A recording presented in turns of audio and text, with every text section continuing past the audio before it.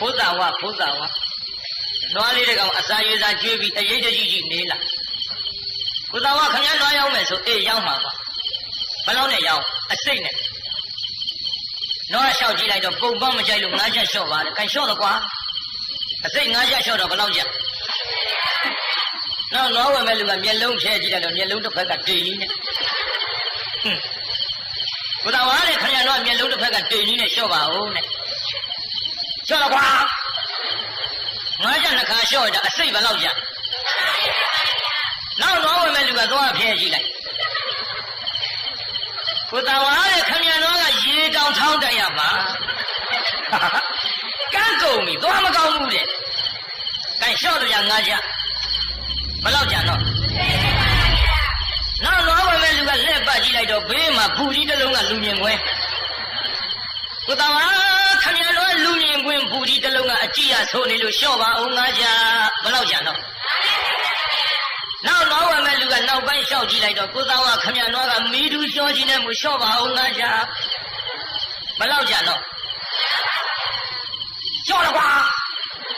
ကျန်တာမကျန်တာကုန်ပြီလျှော့ရတာနွားဝယ်တဲ့လူကဆွဲသွားတာပေါ့ရောင်းတာကအစိတ်နဲ့ဆွဲသွားတာပေါ့ဘုရားဝမော့ကြရင်တောင်မိမလောက်တဲ့လူကကိုသားဝနွားရောင်းတယ်ပြောတယ်ဈေးလေးနာလေးဝယ်အောင်သက်ဆံသွားတောင်း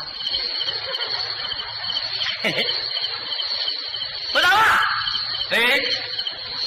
တော်နွားရောင်းလိုက်ပြီဆိုအေးဟုတ်တယ်ရောင်းလိုက်ဘယ်တော့နဲ့ရောင်းရမှာဘူးကွာအစိတ်နဲ့ရောင်းဒါရင်ပေးပါဈေးလေးနာလေးဝယ်ရ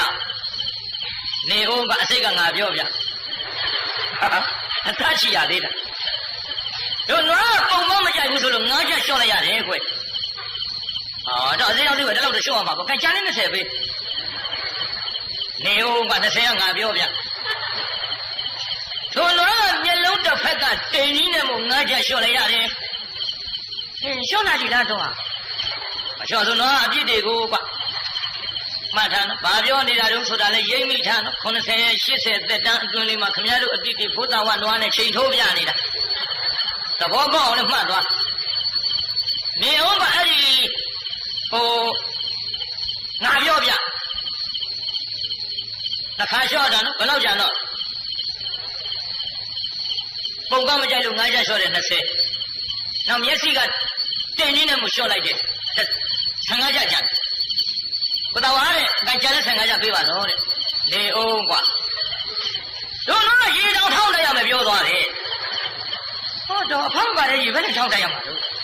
မင်းအသွားမကောင်းဘူးဆိုတာကွာအားလားသွားမကောင်းတာရေထောင်းတောက်ရမယ်ဆိုတာသိသား